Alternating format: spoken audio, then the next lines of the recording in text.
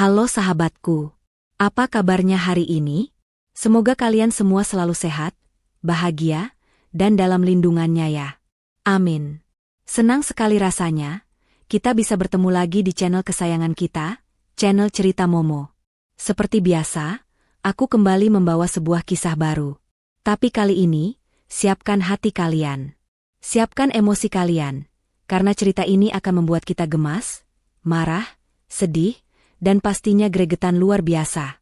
Bayangkan, di sebuah meja makan yang seharusnya penuh kehangatan, seorang istri yang sudah berkorban segalanya, justru diperlakukan seperti tamu tak diundang di rumahnya sendiri.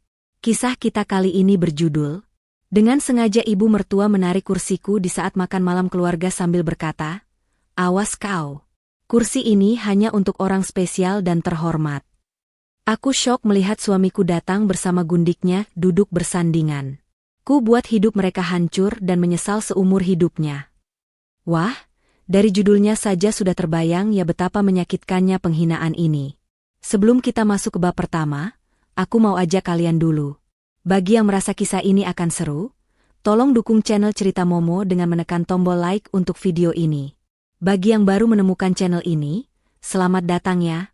Jangan lupa tekan tombol subscribe dan nyalakan lonceng notifikasinya, supaya kita bisa terus terhubung dan kalian tidak ketinggalan kisah-kisah terbaru yang pastinya semakin seru. Dan, aku mau sapa kalian semua yang sudah setia hadir. Ayo, kita absen dulu. Langsung ramaikan kolom komentar di bawah, tulis nama kalian, asal kota kalian, dan jangan lupa ketik, hadir. Aku tunggu ya. Sudah? Baik, jika sudah mari kita tarik napas panjang, kosongkan pikiran sejenak, dan kita mulai masuk ke dalam kisahnya. Malam itu, aroma gulai kepala ikan, hidangan favorit Ibu Tini yang terkenal rumit, menguar, berbaur dengan wangi grill salmon dan puluhan hidangan mewah lainnya di ruang makan utama.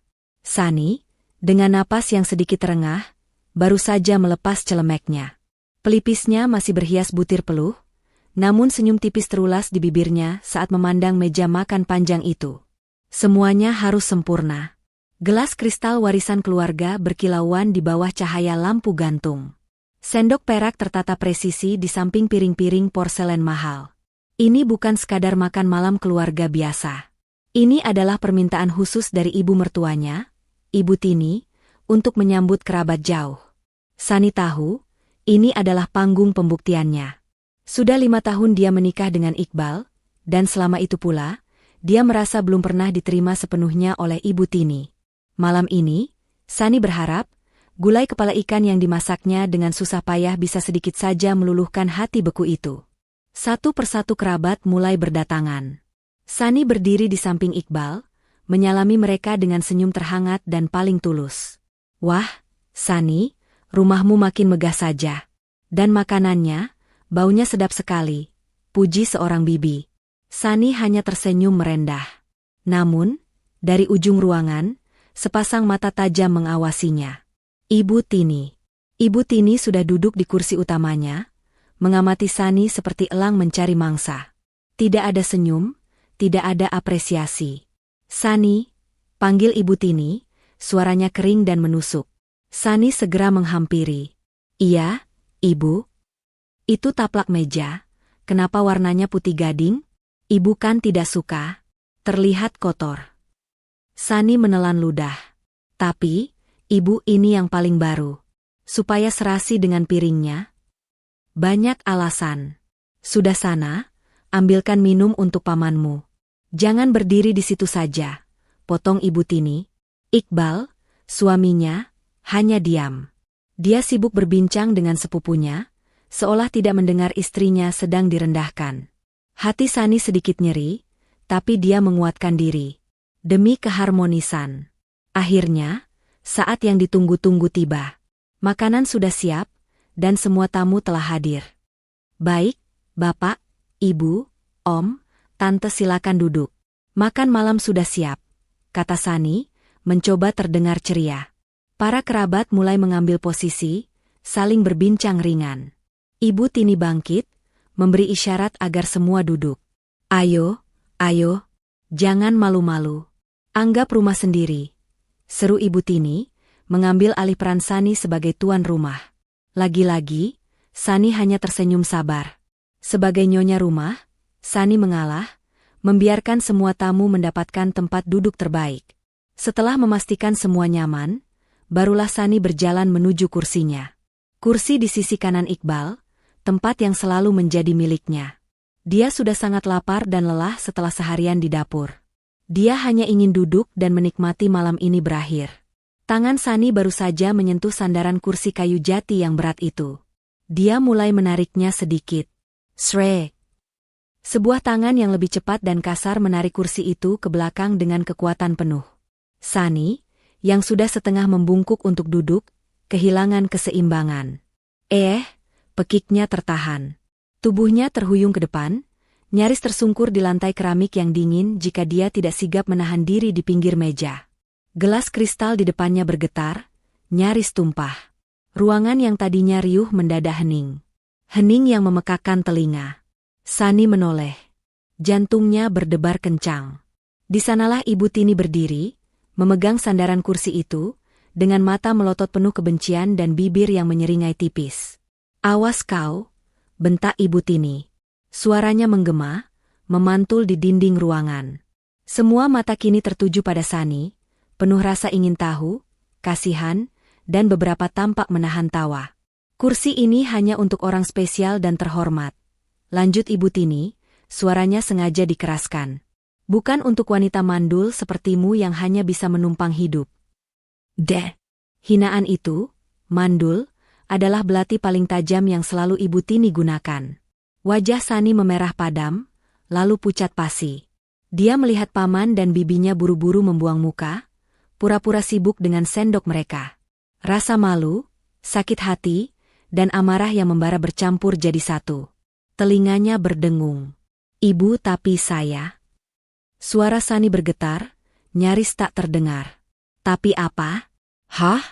Kamu mau membantah ibu?" sergah Ibu Tini, semakin menjadi-jadi.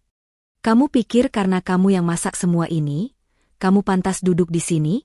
"Tidak. Ada apa ini ribut-ribut?" Suara berat itu menginterupsi. Pintu depan terbuka. Iqbal. Akhirnya, suaminya, penyelamatnya. Sani menoleh dengan mata berkaca-kaca, berharap Iqbal akan membelanya.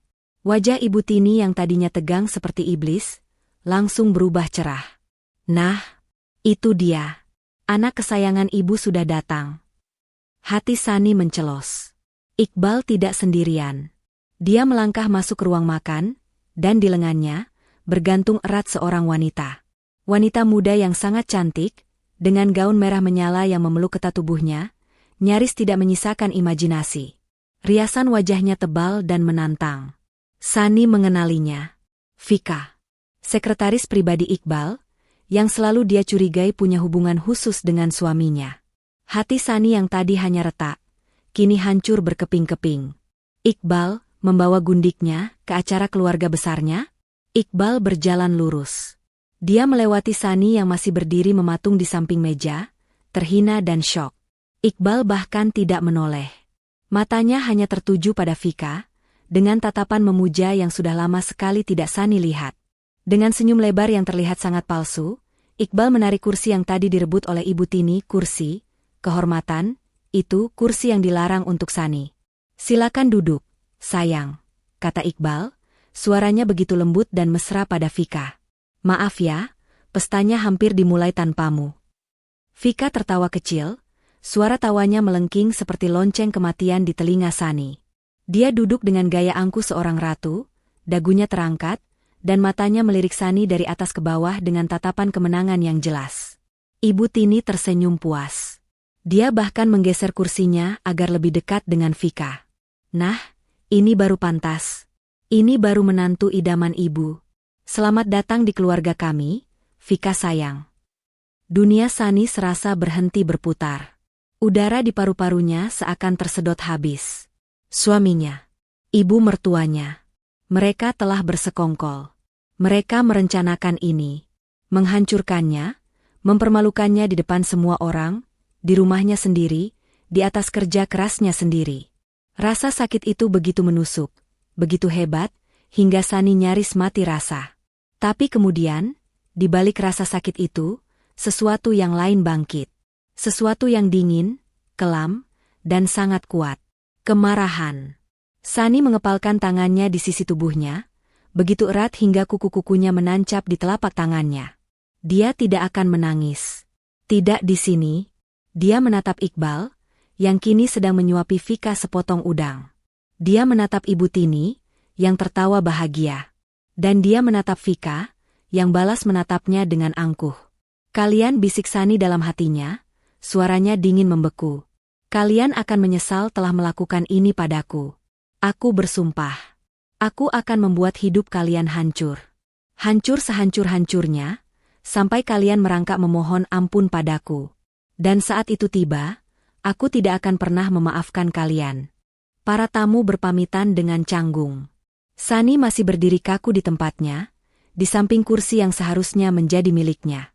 Dia tidak tahu sudah berapa lama dia membeku di sana. Mungkin 5 menit, mungkin 15. Ruangan yang tadi hening, mencekam kini dipenuhi bisikan canggung. Paman dan bibi yang tadi memujinya, kini buru-buru menghabiskan minuman mereka, menghindari tatapan mata Sani seolah dia adalah hantu. Kami permisi dulu ya, Tini, Iqbal, kata seorang paman, suaranya dipelankan. Iya, Tante, terima kasih makanannya, sahut istrinya, menarik tangan suaminya agar cepat-cepat keluar. Mereka semua pergi tergesa-gesa, meninggalkan Sani yang berdiri sendirian di ruang makannya yang megah. Iqbal, Ibu Tini, dan Vika sama sekali tidak mengantar tamu ke depan. Mereka bertiga masih duduk di meja makan.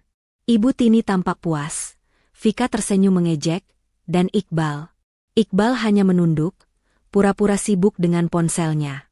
Pintu utama akhirnya tertutup. Suara, klik, dari kunci pintu itu seakan menjadi penanda dimulainya babak neraka yang baru. Hening. Yang terdengar kini hanyalah denting pelan sendok perak yang beradu dengan piring. Vika. Wanita itu masih makan. Dia mengambil sepotong besar gulai kepala ikan, hidangan yang Sani masak dengan susah payah, dan melahapnya dengan nikmat, seolah sedang menonton pertunjukan drama yang sangat seru. Enak juga masakan istrimu, Mas, kata Vika, suaranya sengaja dibuat manja sambil menyeka sudut bibirnya. Lumayanlah, untuk ukuran wanita yang sudah tidak terpakai. Ibu Tini terkekeh pelan. Tentu saja. Dia kan memang pelayan. Itu satu-satunya keahliannya. Darah Sani mendidih. Rasa sakit di hatinya kini berubah menjadi bara api. Dia mengepalkan tangannya. Cukup. Dia sudah cukup diam. Dia berjalan mendekati meja, mengabaikan Vika dan Ibu Tini. Matanya terkunci lurus pada pria yang masih berstatus suaminya. Iqbal, panggil Sani. Suaranya keluar dengan serak, dingin, dan bergetar hebat. Iqbal sedikit tersentak. Dia mengangkat kepalanya perlahan, ekspresinya sulit dibaca. Apa maksud semua ini? Tanya Sani, menuntut. Iqbal menghela napas, lalu meletakkan ponselnya. Maksud apa? Sani? Kamu lihat sendiri. Vika ada di sini. Di sini? Suara Sani mulai meninggi. Di rumahku? Di meja makanku? Kamu membawanya ke sini, duduk di kursi itu, setelah ibumu mempermalukanku di depan seluruh keluarga. Jaga bicaramu, Sani, bentak Ibu Tini, suaranya melengking. Kamu yang seharusnya malu. Berani-beraninya kamu meninggikan suara di depan suamimu. Tidak sopan. Ibu diam dulu. Ini urusanku dengan suamiku. Balas Sani, keberaniannya muncul entah dari mana. Oh, berani kamu membentak ibu, ya? Sani, cukup. Kali ini Iqbal yang menggebrak meja. Piring-piring porselen itu bergetar, air di gelas kristal bergoyang. Jangan pernah kamu membentak ibuku. Dan jangan pernah kamu membentak Vika. Sani tertegun. Napasnya tercekat. Iqbal membentaknya demi mereka. Dia tamuku. Lanjut Iqbal, matanya memerah. Tamu kehormatan. Tamu kehormatan? Sani tertawa. Tawa yang kering dan penuh luka. Gundikmu kamu sebut tamu kehormatan. Iqbal, di mana akal sehatmu? Itu lebih baik daripada istri yang tidak becus. Balas Iqbal, kata-katanya menusuk tajam. Kamu tidak bisa mengurus suami. Kamu tidak pernah benar-benar ada untukku. Kamu hanya sibuk dengan butikmu, dengan teman-temanmu. Aku sibuk bekerja. Iqbal, aku bekerja untuk siapa? Untuk membayar cicilan rumah ini. Untuk membayar gaya hidup ibu. Pekik Sani, tak percaya suaminya bisa memutarbalikkan fakta. Alasan, sahut Ibu Tini. Bilang saja kamu memang tidak bisa melayani suami. Vika tersenyum simpul, lalu mengelus lembut lengan Iqbal. Sudah, Mas, jangan marah-marah. Kasihan Mbak Sani, mungkin dia lelah. Dan kamu? Iqbal menunjuk Sani, suaranya kini bergetar karena emosi yang tertahan. Dan ibu benar. 5 tahun, Sani, 5 tahun pernikahan kita. Kamu tidak bisa memberiku apa-apa. Kamu tidak bisa memberiku keturunan. Belati itu lagi. Tapi kali ini, yang menghunuskannya adalah suaminya sendiri. Vika. Lanjut Iqbal, suaranya melembut saat menatap Vika. Vika bisa. Mata Sani melebar. Dia melihat Vika tersenyum penuh kemenangan, dan tangan Vika, dengan sengaja mengelus perutnya yang masih rata. Hamil? Bisik Sani. Ibu Tini tertawa keras. Tawa yang memekakkan telinga. Hahaha. Ya? Hamil. Vika sedang mengandung cucuku. Pewaris keluarga ini. Sesuatu yang tidak akan pernah bisa kamu berikan. Dasar wanita mandul. Dunia Sani runtuh. Kakinya lemas. Dia berpegangan pada sandaran kursi lain untuk menahan tubuhnya agar tidak jatuh. Jadi ini rencana mereka. Mereka menunggunya hamil, lalu membuangnya. Sani menatap Iqbal, mencari sisa kebohongan di mata suaminya. Tapi yang dia lihat hanya rasa bersalah yang tertutupi oleh kelegaan. Jadi ini akhirnya? Liris Sani. Ini bukan akhir, Sani. Ini awal yang baru, kata Iqbal, mencoba terdengar bijak. Awal yang baru untuk kalian, potong Ibu Tini. Dan sekarang, karena Vika akan tinggal di sini, rumah ini harus steril dari aura negatifmu. Kamu pergilah. Sani mengangkat kepalanya. Pergi? Ibu mengusirku? Aku yang mengusirmu, kata Iqbal tegas. Ini rumahku. Dan aku tidak sudi kamu tinggal di sini lagi bersama Vika dan calon anakku. Sani tertawa lagi, tawa yang lebih keras, tawa yang terdengar hampir gila di telinganya sendiri. Rumahmu? Rumahmu, Iqbal? Sani menatap tajam suaminya, kemarahan memberinya kekuatan. Kamu lupa? Rumah ini dibeli pakai uang siapa? Kamu lupa? 70% dari harga rumah ini adalah uang warisan dari almarhum ayahku. Kamu lupa sertifikat rumah ini masih atas namaku. Wajah Iqbal dan Ibu Tini langsung pucat pasi. Mereka lupa. Atau mereka pikir Sani terlalu bodoh untuk mengingatnya. Mas. Vika merengek, suaranya ketakutan. Dia mengancam kita, Mas. Dia mau mengambil rumah ini. Usir dia, Mas. Aku tidak mau tinggal satu atap dengannya. Nanti aku stres, kasihan bayi kita. Rayuan Vika menyadarkan Iqbal. Di pojokan, dia menjadi nekat. Aku tidak peduli, teriak Iqbal kalap. Aku tidak peduli soal uang. Pokoknya kamu pergi malam ini juga. Pergi. Iqbal bangkit dari kursinya, berjalan cepat ke arah Sani dan menarik lengannya dengan kasar. Ayo. Lepaskan. Aku bisa jalan sendiri. Sani meronta. Ambil barangmu. Yang perlu saja. Sisanya tinggalkan. Dan jangan pernah kembali ke rumah ini. Iqbal mendorong Sani menuju tangga ke kamar mereka. Sani berjalan menaiki tangga dengan langkah robot. Hatinya mati rasa. Di belakangnya, Ibu Tini dan Vika mengikutinya seperti sipir penjara, memastikan dia tidak mengambil barang berharga. Awas ya kalau kamu berani ambil perhiasan. Itu semua milik anakku. Hardik Ibu Tini dari ambang pintu kamar. Sani membuka lemari pakaiannya. Baju-baju mahal, tas-tas bermerek yang dia beli dengan uangnya sendiri. Dia tidak menyentuhnya. Dia membuka laci meja riasnya. Dia tidak mengambil perhiasannya. Dia hanya mengambil paspor, buku tabungan, ijazah, dan dokumen-dokumen penting miliknya. Dia mengambil satu koper kabin kecil. Dia hanya memasukkan beberapa helai baju ganti, pakaian dalam, dan perlengkapan mandi esensial. Dia melihat foto pernikahan mereka di atas nakas.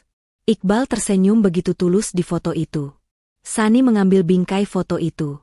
"Mau apa kamu? Mau kamu pecahkan?" tanya Vika sinis.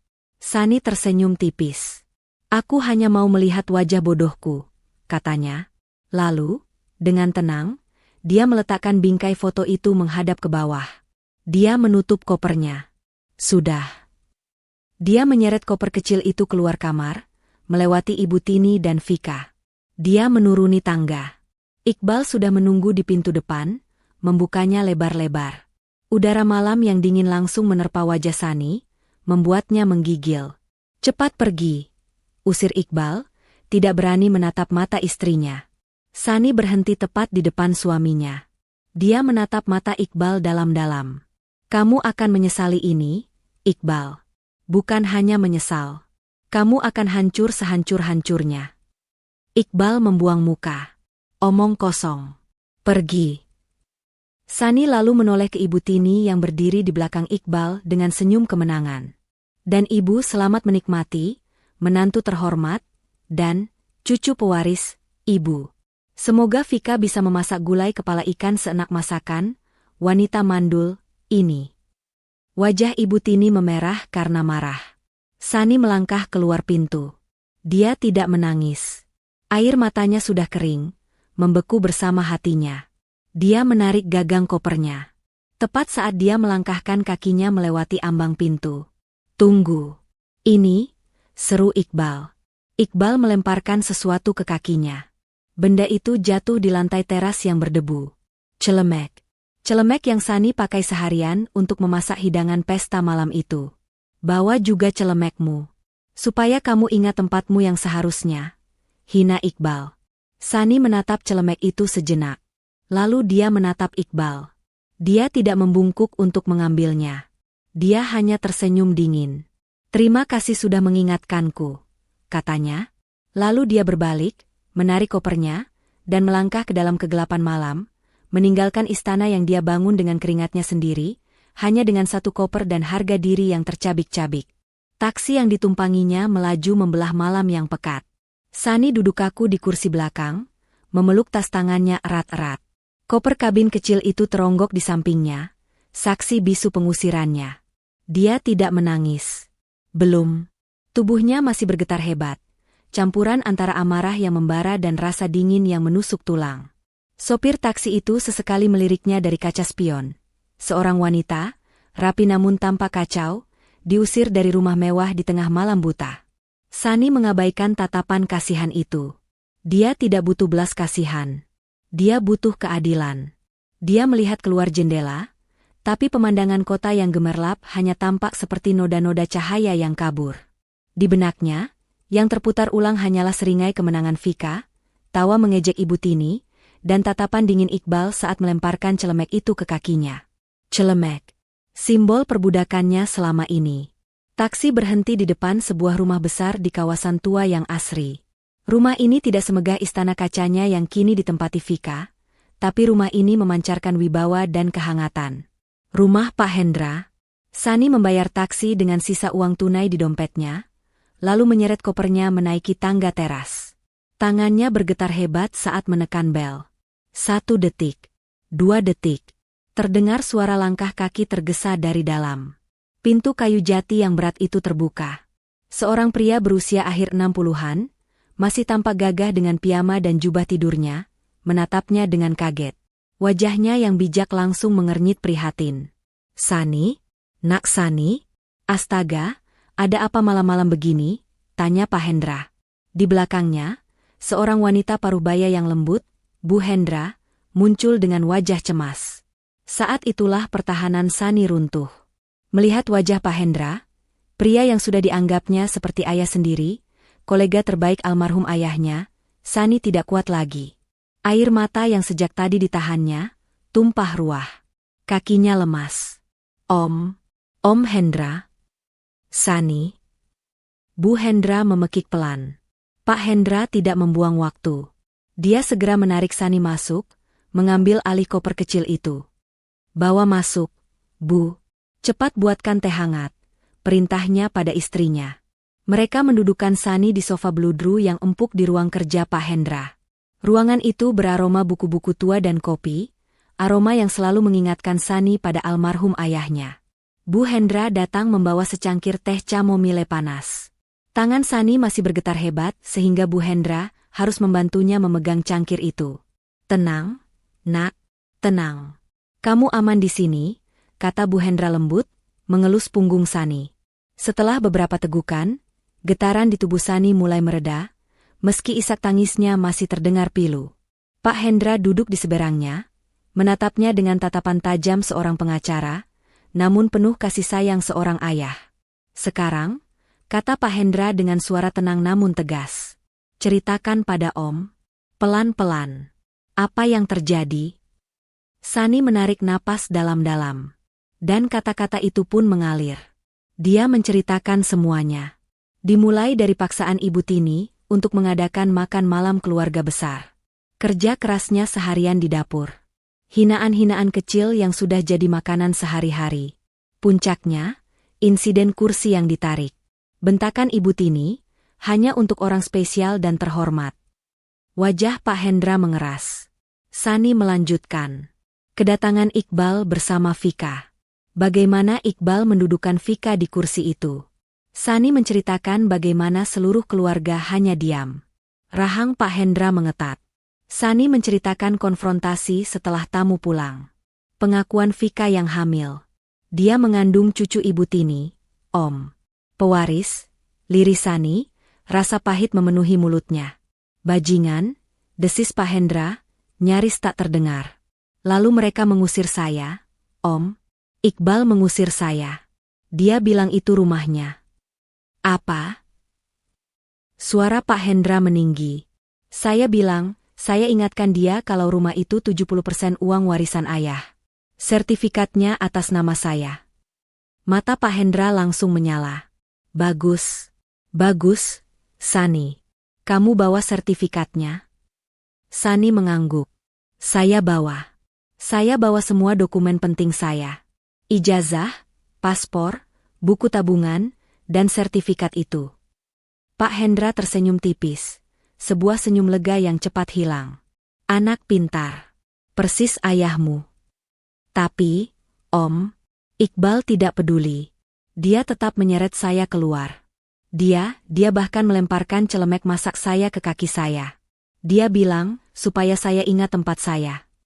Isak tangis Sani kembali pecah saat mengingat penghinaan terakhir itu. Bu Hendra memeluk Sani erat. Ya Tuhan, tegas sekali mereka. Pak Hendra bangkit dari kursinya. Dia berjalan mondar-mandir di depan rak bukunya. Kemarahan yang dingin terpancar dari wajahnya. Dia berhenti, lalu menatap Sani. Om sudah curiga sejak lama. Sani, katanya, sejak ayahmu meninggal, Om sudah curiga dengan niat Iqbal dan ibunya. Curiga apa, Om? Ayahmu orang yang teliti. Dia meninggalkan warisan yang sangat besar untukmu. Tapi setelah kamu menikah, Om lihat laporan keuangan perusahaanmu, ada yang aneh. Ada investasi-investasi yang tidak masuk akal. Ada pengeluaran-pengeluaran besar atas nama, biaya representasi yang ditandatangani Iqbal. Sani tertegun. Maksud Om? Iqbal dan Ibu Tini, kata Pak Hendra tegas, sudah menggerogoti hartamu secara perlahan. Sani, mereka pikir kamu terlalu cinta, terlalu bodoh, atau terlalu sibuk mengurus rumah tangga untuk sadar. Mereka pikir kamu adalah angsa bertelur emas yang bisa mereka sembelih kapan saja. Sani merasa mual. Jadi, selama ini, di balik semua tuntutan Ibu Tini, di balik semua kata-kata manis Iqbal, ada rencana busuk untuk menguras hartanya. Mereka salah besar, lanjut Pak Hendra. Mereka meremehkanmu. Dan mereka lupa, kamu punya Om di belakangmu. Pak Hendra kembali duduk. Dia mencondongkan tubuhnya ke depan. Tatapan kasihannya hilang, berganti tatapan baja seorang pengacara yang siap berperang. Kita hancurkan mereka, Sani, katanya. Sani mengangkat kepalanya, air matanya berhenti mengalir. Bukan dengan cara barbar seperti mereka.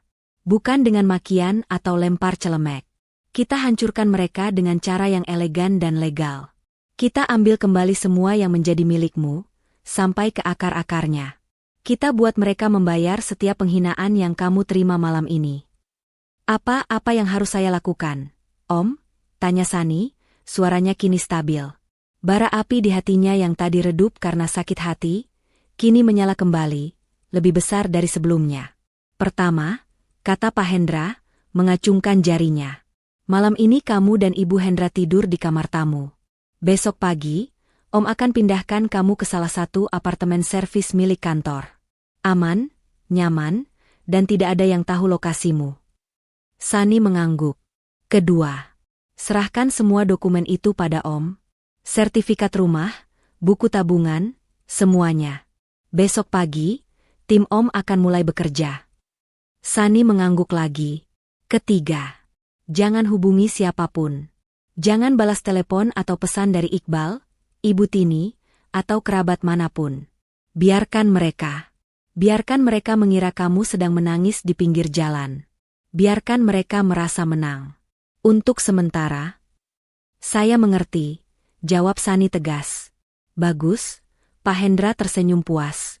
Dia mengambil ponselnya dari meja. Iqbal pikir dia bisa mengusirmu dari rumah atas namamu? Dia pikir Vika hamil, lantas dia bisa memiliki segalanya? Bodoh. Pak Hendra menekan sebuah nomor di ponselnya, meski jam sudah menunjukkan pukul 1 dini hari. Halo, Bima? Maaf mengganggu malam MU. Ya, ini mendesak. Besok pagi jam 7, kumpulkan tim audit terbaikmu. Kita punya klien prioritas. Bawa juga tim litigasi. Kita akan mengajukan gugatan dan ya, pembekuan aset besar-besaran. Pak Hendra menutup teleponnya dan menatap Sunny. Tidurlah, nak. Kamu butuh istirahat. Perang baru saja dimulai. Sunny mengangguk. Dia menghabiskan tehnya yang sudah mendingin. Untuk pertama kalinya malam itu, dia tidak merasa sendirian. Dia tidak merasa kalah. Dia merasa kuat. Iqbal, Ibu Tini, Vika, mereka salah besar telah membangunkan singa betina yang sedang tidur. 3 hari berlalu dalam keheningan yang kaku. Sunny kini menempati sebuah suite mewah di apartemen servis yang dikelola firma hukum Pak Hendra. Tempatnya aman, tidak terjangkau, dan dijaga ketat. Ponsel lamanya sudah dihancurkan, diganti dengan nomor baru yang hanya diketahui oleh Pak Hendra dan timnya.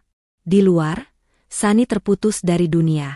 Namun di dalam, perang sesungguhnya sedang bergolak. Pagi ini, Sunny tidak lagi mengenakan daster tidurnya. Dia memakai blus sutra berwarna biru tua dan celana bahan yang rapi. Rambutnya diikat ekor kuda, memperlihatkan wajahnya yang tirus namun matanya menyeratkan tekad baja. Dia duduk di ruang konferensi utama di kantor Pak Hendra, sebuah ruangan berdinding kaca di lantai 50 yang menghadap ke jantung kota. Di hadapannya, Pak Hendra duduk tenang, sementara seorang pria yang lebih muda bernama Bima, kepala tim audit forensik, berdiri di depan layar presentasi besar. Selamat pagi, Ibu Sunny, sapa Bima, suaranya profesional dan lugas. Seperti yang diminta Pak Hendra, kami bekerja 24 jam non-stop sejak Ibu menyerahkan dokumen. Apa yang kami temukan cukup mengejutkan. Sunny mengangguk. Tunjukkan pada saya, Pak Bima. Layar di depan menyala. Grafik-grafik rumit dan aliran dana muncul. Kita mulai dari yang paling sederhana, kata Bima, menggunakan laser pointer. Ini adalah rekening bersama atas nama Ibu Sunny dan Bapak Iqbal, yang Ibu katakan digunakan untuk kebutuhan rumah tangga dan operasional butik Ibu. Sunny mengamati. Rekening itu kini saldonya nyaris 0. Saya pikir pengeluarannya wajar. Lirih Sunny. Itu yang mereka ingin Ibu pikirkan, sahut Bima. Dia memecah transaksi-transaksi besar selama 6 bulan terakhir. Muncul 3 kategori utama: renovasi interior, biaya representasi, dan tunjangan Ibu Tini. Mari kita bedah satu persatu, lanjut Bima. Dia mengklik renovasi interior. Muncul transfer senilai ratusan juta rupiah ke sebuah perusahaan bernama Desain Visi Utama. Saya tidak pernah merenovasi, kata Sunny bingung. Tentu saja tidak, kata Bima. Kami telusuri perusahaan ini. Alamatnya fiktif. Perusahaan cangkang. Dan pemilik rekeningnya adalah Vika. Uang ini digunakan Iqbal untuk membayar sewa apartemen mewah Vika sebelum dia pindah ke rumah ibu. Dia sudah mempersiapkan Vika sejak lama. Sani menelan ludah, rasa mual menjalari perutnya. Jadi, saat Iqbal masih tidur di sampingnya, memuji masakannya, dia sudah membangun istana lain untuk Vika dengan uang Sani. Bima melanjutkan ke kategori kedua, biaya representasi. Rangkaian gesekan kartu kredit tanpa batas yang terhubung ke rekening bersama. Bapak Iqbal bilang ini untuk menjamu klien butik ibu, kan? Sani mengangguk kaku. Layar menampilkan rentetan foto. Bukti tagihan restoran bintang 5, tagihan dari butik-butik brand mewah, tagihan pembelian perhiasan. Kliennya, kata Bima sinis, tampaknya selalu Vika. Ini, foto-foto dari media sosial Vika, yang sudah kami kumpulkan. Dia memakai kalung berlian yang dibeli pada tanggal 10 Oktober. Di sini tagihannya, atas nama, biaya klien. Dia memamerkan tas edisi terbatas yang dibeli tanggal 25 Oktober. Ini tagihannya. Semuanya dibayar dari rekening ibu. Sani memejamkan mata sejenak. Dia ingat hari-hari di mana dia harus memutar otak mencari dana segar untuk butiknya, sementara suaminya berpesta pora dengan uangnya, memakaikan gundiknya barang-barang yang Sani sendiri enggan beli karena ingin berhemat. Dan yang terakhir, kata Bima, suaranya sedikit melembut, tunjangan Ibu Tini. Ini adalah transfer bulanan yang stabil. Tapi jumlahnya membuat mata Sani terbelalak. 300 juta? Sebulan? Pekik Sani. Tapi Ibu Tini selalu bilang dia tidak punya uang. Dia selalu minta uang tunai pada saya setiap minggu untuk biaya berobat. Uang tunai itu, sela Pak Hendra dengan geram, hanyalah uang jajannya, Sani. Ini uang pokoknya. Dan kami lacak rekening Ibu Tini, dia menggunakannya untuk membeli beberapa unit apartemen di pinggir kota dan bermain saham. Dia membangun kerajaan kecilnya sendiri di belakangmu. Sani bersandar di kursinya. Dia merasa bodoh. Sangat bodoh. Dia telah dikelilingi oleh ular beludak yang tersenyum manis padanya. Itu semua, kata Pak Hendra, baru pemanasan, Sani. Bima, tunjukkan penemuan utamamu. Wajah Bima kembali serius. Dia mengganti tampilan layar. Kini yang muncul adalah sebuah dokumen perjanjian pinjaman. Ibu Sani, apa Ibu pernah mendengar tentang Lender Global Pacific? Sani menggeleng. 3 bulan lalu, jelas Bima, ada pinjaman besar yang diajukan atas nama Ibu Sani. Pinjaman senilai 50 miliar rupiah. Apa? Sani dan Pak Hendra berseru hampir bersamaan. Saya tidak pernah meminjam uang sebanyak itu, seru Sani, panik. Kami tahu, kata Bima. Pinjaman ini dijaminkan menggunakan aset paling berharga milik Ibu. Bukan rumah.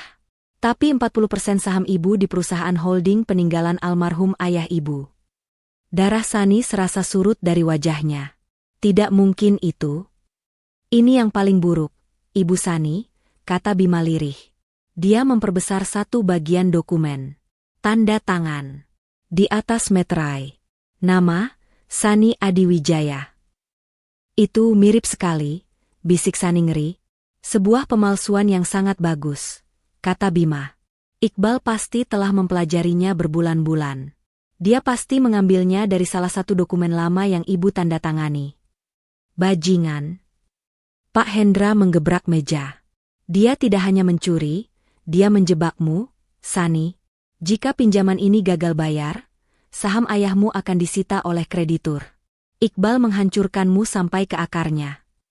Kemana uangnya pergi, Bima? Tanya Pak Hendra cepat. Bima menunjukkan diagram aliran dana lagi. 50 miliar itu, katanya, 2 hari setelah cair, langsung ditransfer seluruhnya ke satu rekening. Sebuah perusahaan properti yang baru terdaftar 1 hari sebelumnya. Bima mengklik nama perusahaan itu. Layar menampilkan akta pendirian perusahaan. PT. Vika Jaya Perkasa Direktur Utama, Vika Handayani. Sani terkesiap. Jadi Vika bukan sekadar gundik. Dia bukan sekadar wanita hamil yang ingin merebut suami orang. Dia adalah rekan kejahatan. Mereka telah merencanakan ini. Menguras rekening harian, lalu mengambil satu jarahan terbesar, menggadaikan masa depan Sani, dan melimpahkannya ke perusahaan baru Vika. Ini bukan lagi pengkhianatan rumah tangga. Om, kata Sani, suaranya kini dingin seperti es. Getarannya hilang, digantikan oleh amarah yang jernih. Dia menatap Pak Hendra dengan mata yang tidak lagi menyeratkan air mata. Ini kriminal. Ini penipuan. Ini pemalsuan. Ini pencucian uang. Pak Hendra menatap Sani, ada rasa bangga di matanya. Tepat sekali, Nak. Iqbal pikir saya bodoh. Ibu Tini pikir saya pelayan. Vika pikir saya pecundang. Sani berdiri. Dia berjalan ke arah jendela kaca, memandang kota di bawahnya. Mobil-mobil tampak seperti semut. Orang-orang tampak tidak berarti. Mereka salah, lanjut Sani, membelakangi mereka. Mereka telah meremehkan saya untuk terakhir kalinya. Dia berbalik. Wajahnya tenang, namun mematikan. Om Hendra, saya tidak mau hanya bercerai. Saya tidak mau hanya uang saya kembali. Sani menatap lurus ke mata Pak Hendra. Saya mau mereka merasakan dinginnya lantai penjara. Saya mau nama Vika Jaya Perkasa itu hancur sebelum sempat membangun pondasi pertamanya. Saya mau Ibu Tini mengemis di jalanan, tempat di mana dia membuang saya. Pak Hendra tersenyum. Senyum yang dingin dan penuh perhitungan. Rencana yang bagus. Sani, Bima, segera siapkan laporan untuk diserahkan ke kepolisian. Tim litigasi pidana, ambil alih. Gugatan perdata kita bisa menunggu. Kita jebloskan mereka ke penjara dulu. 3 hari berlalu sejak malam pengusiran itu. 3 hari yang terasa seperti 3 dekade bagi Sani di dalam apartemennya yang sunyi. Tapi di rumah megah di kawasan elit itu, rumah yang dirampas dari Sani, suasananya sungguh berbeda. Udara yang dulu dipenuhi aroma masakan Sani yang hangat dan rempah-rempah yang menenangkan, kini berganti menjadi pekat oleh aroma parfum impor yang mahal dan menyengat. Parfum Vika. Ibu Tini duduk di sofa beludru yang dulu sering diduduki Sani saat melepas lelah. Kini, Ibu Tini duduk di sana seperti seorang ratu, kakinya diselonjorkan di atas meja kopi marmer. Di tangannya, cangkir porselen tipis berisi teh Earl Grey yang dia minta pelayan baru untuk seduhkan. Ya, pelayan baru. Sehari setelah Sani pergi, Ibu Tini langsung memecat asisten rumah tangga lama yang dianggapnya terlalu setia pada Sani, dan menggantinya dengan 3 orang baru, yang gajinya tentu saja diambil dari rekening yang kini dikuasai Iqbal. Ibu Tini mendesah puas, meletakkan cangkirnya. Akhirnya, rumah ini terasa bernapas. Bersih dari aura negatif wanita mandul itu. Dia memandang sekeliling. Semuanya berkilau. Dia menang. Akhirnya dia menang telak. Langkah kaki terdengar malas menuruni tangga. Pukul 11 siang. Vika baru saja bangun. Dia mengenakan jubah tidur sutra tipis berwarna merah marun, rambutnya digulung handuk. Wajahnya cemberut. Ibu, panggil Vika, suaranya sengaja dibuat merengek. Sarapanku mana? Aku lapar banget, ini kasihan dedek bayinya. Ibu Tini yang sedang bersantai, sontak sedikit menegakkan duduknya. Ada sebersit rasa kesal di wajahnya. Dia adalah ratu, tapi Vika memegang kartu truf, sang pewaris. Ibu Tini terpaksa harus melayani wanita ini, setidaknya sampai cucunya lahir. Sudah, jangan teriak-teriak. Nanti ibu suruh pelayan bawakan, sahut Ibu Tini, mencoba sabar. Kamu mau makan apa? Biar ibu suruh masak yang enak. Aku nggak mau masakan pelayan. Nggak enak. Aku mau sandwich salmon asap pakai krim cheese impor. Dan jus stroberi segar, tapi stroberinya harus dari Korea, rengek Vika, sambil menghempaskan diri di sofa seberang. Ibu Tini menghela napas. Banyak maunya, batinnya, tapi dia tersenyum. Iya, sayang. Demi cucu ibu. Nanti ibu suruh Iqbal beli. Tepat saat itu, pintu depan terbuka. Iqbal masuk. Wajahnya tidak lagi kusut seperti saat bersama Sani. Dia tampak berkuasa. Setelan jasnya yang mahal terlihat licin, Jam tangan baru melingkar di pergelangan tangannya, jam tangan yang Sani tahu harganya bisa membeli mobil. Dia tidak lagi terlihat seperti suami yang menumpang pada kekayaan istri. Dia terlihat seperti bos. Mas. Vika langsung berlari manja, memeluk Iqbal. Kamu dari mana aja? Aku kangen. Iqbal tertawa, mencium kening Vika dalam-dalam. Dari kantor, sayang. Mengurus perusahaan baru kita. Matanya bersinar bangga. PT Vika Jaya Perkasa. Sebentar lagi, kita akan jadi pemain properti terbesar di kota ini. Wah, hebat, seru Ibu Tini, ikut bangga. Anak ibu memang jenius. Tidak sia-sia kamu menceraikan perempuan sialan itu.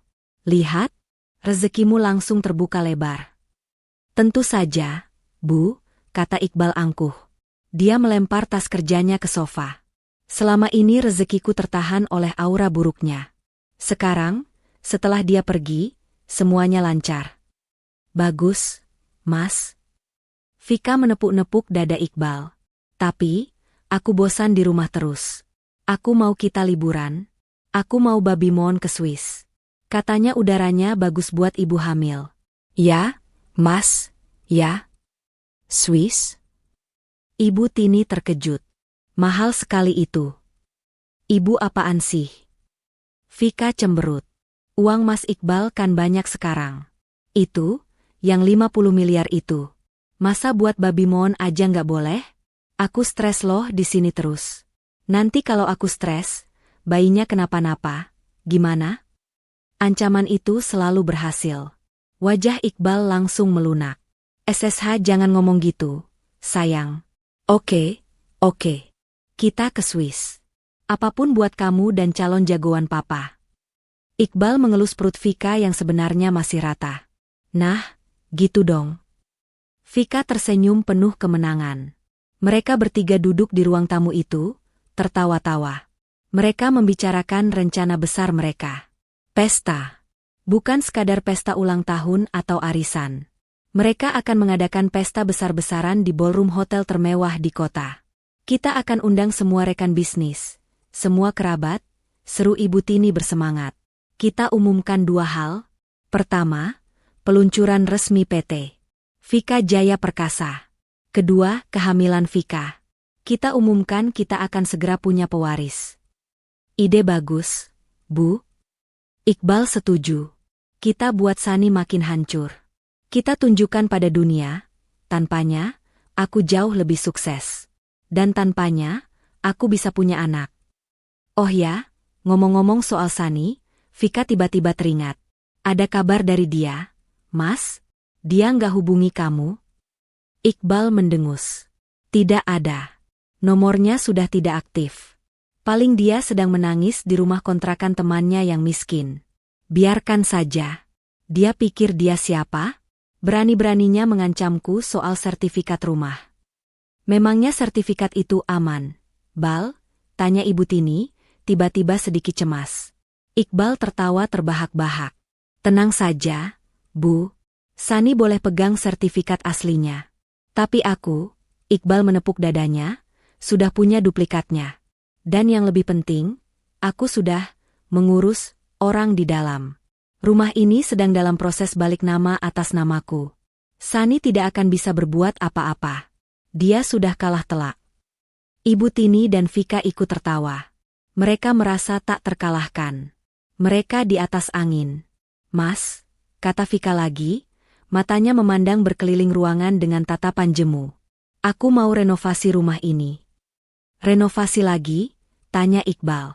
Bukankah aku sudah memberimu uang untuk itu? Itu kan baru untuk apartemenku dulu. Sekarang aku tinggal di sini. Aku nggak suka selera Sani. Kuno. Warnanya suram. Aku mau ganti semua perabot ini. Aku mau tema classic gold, biar kelihatan mewah. Tentu, sayang, kata Iqbal, seolah membuang uang 50 miliar itu seperti membuang receh. Atur saja. Panggil desainer interior terbaik. Hancurkan semua sisa-sisa selera Sani di rumah ini. Ini istana kamu sekarang. Vika bersorak gembira. Ibu Tini tersenyum puas. Mereka sedang berpesta di atas penderitaan Sani. Mereka sedang merencanakan masa depan gemilang mereka dengan uang hasil kejahatan. Mereka tertawa, minum sampanye mahal di tengah hari bolong, merencanakan pesta termewah, tanpa tahu. Di lantai 50 gedung lain di jantung kota, tim Pak Hendra baru saja mendapatkan surat perintah dari pengadilan. Surat perintah penyitaan. Dan di sampingnya, surat perintah penangkapan atas nama Iqbal, Vika Handayani, dan Tini Wulandari, atas tuduhan pemalsuan dokumen, penipuan, dan pencucian uang. Badai itu sudah siap menerjang. Dan 3 orang yang sedang tertawa di istana curian itu, sama sekali tidak menyadarinya. Pesta besar itu tinggal menghitung hari. Rumah megah yang dulu diurus Sani dengan penuh cinta, kini berubah menjadi medan kesombongan. Pagi itu, suasananya riuh rendah. Bukan riuh kehangatan, tapi riuh perombakan.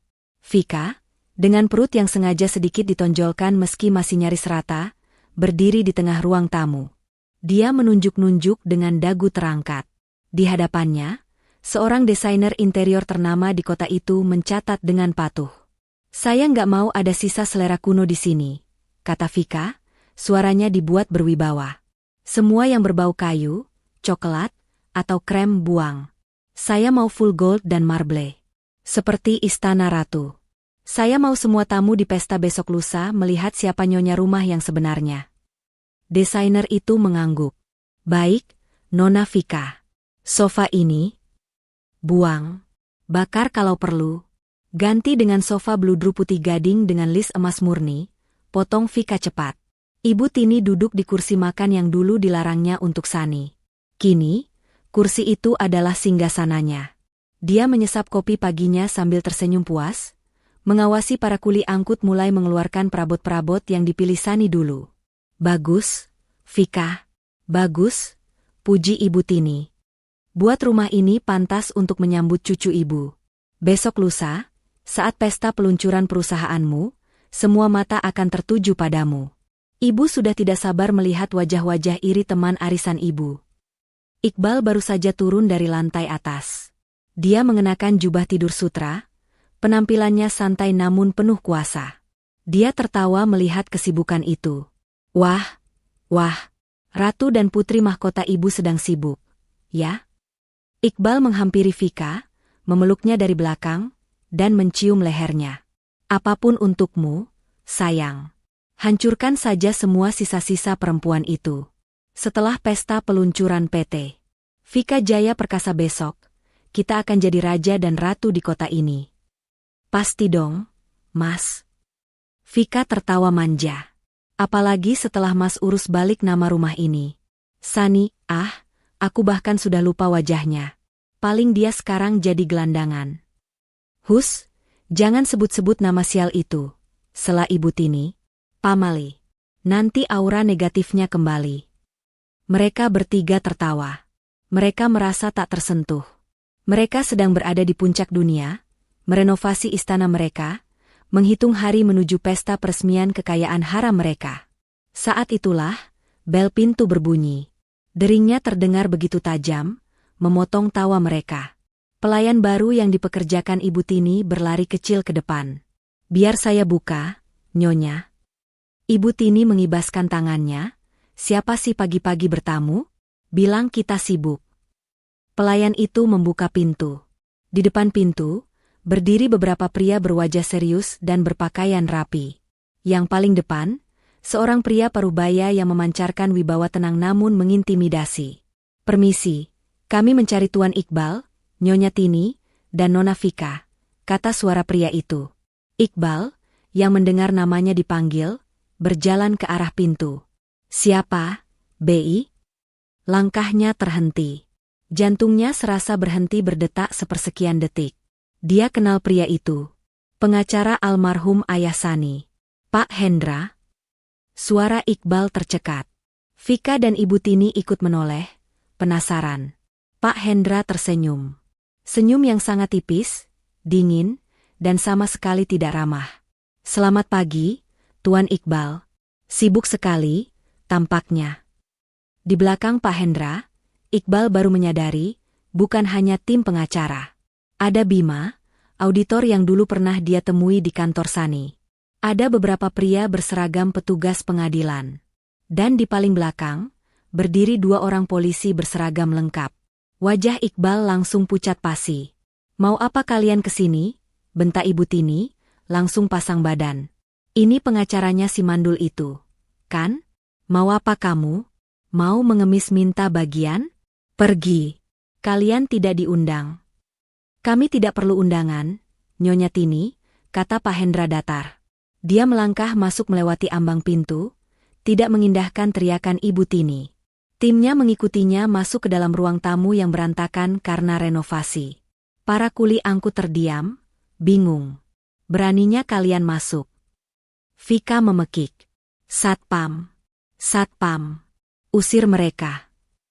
"Diam, Vika," bisik Iqbal, suaranya bergetar. Dia tahu ini bukan kunjungan biasa. Ada apa ini, Pak Hendra?" tanya Iqbal, mencoba mengendalikan suaranya yang gemetar. "Kalau Sani menyuruh Anda, kita bisa bicarakan baik-baik. Mungkin dia mau uang damai perceraian?" Pak Hendra tertawa pelan. Tawa yang membuat bulu kuduk Iqbal berdiri. "Uang damai? Tuan Iqbal, Anda tampaknya benar-benar tidak mengerti situasinya." Pak Hendra memberi isyarat pada Bima. Bima melangkah maju, menyerahkan setumpuk tebal dokumen resmi ke tangan Iqbal. Tangan Iqbal gemetar hebat saat menerimanya. "Apa ini?" tanya Iqbal. "Surat perintah penyitaan aset dari pengadilan negeri," jawab Pak Hendra. Suaranya sengaja dikeraskan, agar terdengar oleh semua orang di ruangan itu. "Berdasarkan laporan klien kami, Nyonya Sani Adiwijaya, atas dugaan tindak pidana pemalsuan dokumen." Mata Iqbal membelalak. Penipuan terencana senilai 50 miliar rupiah. Mulut Vika terbuka. 550? Dan tindak pidana pencucian uang, tutup Pak Hendra. "Fitnah." Iqbal berteriak kalap, melemparkan dokumen itu ke lantai. "Itu semua bohong. Sani menjebak saya. Dia tidak punya bukti." "Oh, kami punya," sahut Bima tenang. "Kami punya bukti pemalsuan tanda tangan Ibu Sani pada dokumen pinjaman. Kami punya jejak aliran dana 50 miliar itu yang masuk rekening perusahaan cangkang atas nama Nona Vika Handayani di sini." Vika tersentak. Wajahnya yang tadi angkuh kini sepucat mayat. Mas, dia tahu, Mas." Bisiknya panik. "Petugas, perintah Pak Hendra, mengabaikan kepanikan mereka. Silakan laksanakan tugas Anda." Petugas pengadilan segera bergerak. Mereka mengeluarkan gulungan stiker segel berwarna merah bertuliskan, "Disita oleh pengadilan." "Tidak. Jangan." Vika menjerit histeris saat seorang petugas hendak menempelkan stiker di piano besar di sudut ruangan. "Itu punyaku. Iqbal baru membelikannya untukku." Petugas lain mulai menempelkannya di mana-mana. Di sofa bludru baru yang baru datang. Di lukisan-lukisan mahal. Di lemari pajangan kristal. "Berhenti. Berhenti." Ibu Tini mengamuk. Dia mencoba menyerang petugas itu, tapi seorang polisi menahannya. "Ini rumah anakku. Kalian tidak berhak. Pergi kalian."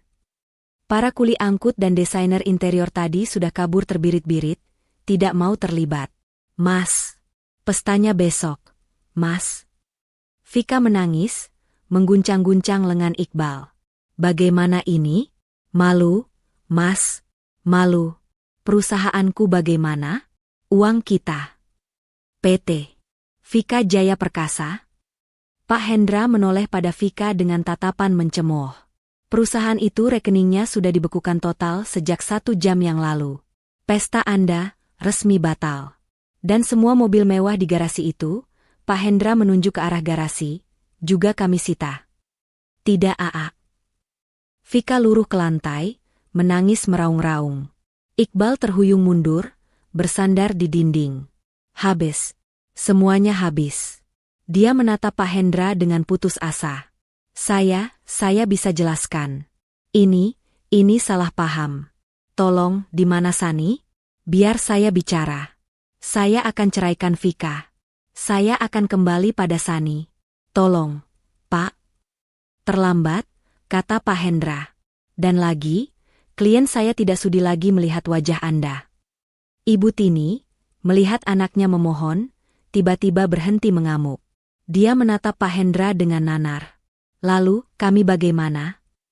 Polisi yang sejak tadi diam, kini melangkah maju. Ini belum selesai, kata polisi itu dengan suara berat. Dia mengeluarkan 3 map terpisah. Selain surat sita, kami membawa ini. Dia membuka map pertama. Surat perintah penangkapan atas nama Tuan Iqbal. Surat kedua, atas nama Nyonya Tini Wulandari. Mata Ibu Tini membelalak ngeri. Dan surat ketiga, atas nama Nona Vika Handayani. Vika berhenti menangis. Napasnya tercekat. Kalian bertiga ditahan untuk pemeriksaan lebih lanjut atas laporan Nyonya Sani Adiwijaya.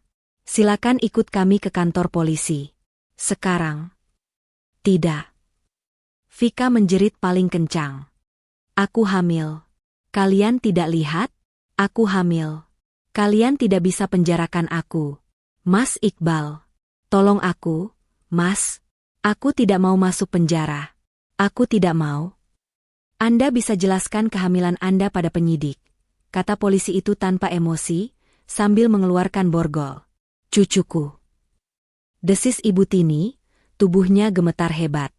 Kalian mau memenjarakan cucuku? Dia menatap Iqbal dengan kebencian. Ini semua salahmu, Iqbal? Bodoh. Bodoh. Kenapa bisa ketahuan? Iqbal tidak menjawab. Dia terlalu syok. Pagi ini dia adalah raja. Siang ini, dia menjadi penjahat yang akan diborgol. Pak Hendra berdiri di tengah ruangan yang kini penuh stiker sita, menonton dengan tenang saat polisi memborgol tangan Iqbal. Dia melihat Vika yang meronta-ronta dan Ibu Tini yang menangis histeris. Kemenangan ini terasa jauh lebih manis daripada yang dia bayangkan. Borgol logam yang dingin itu terasa menusuk kulit. Tidak. Jangan sentuh aku.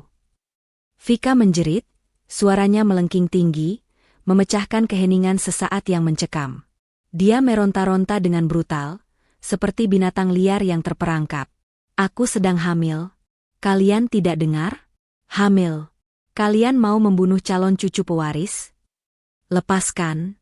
Lepaskan aku.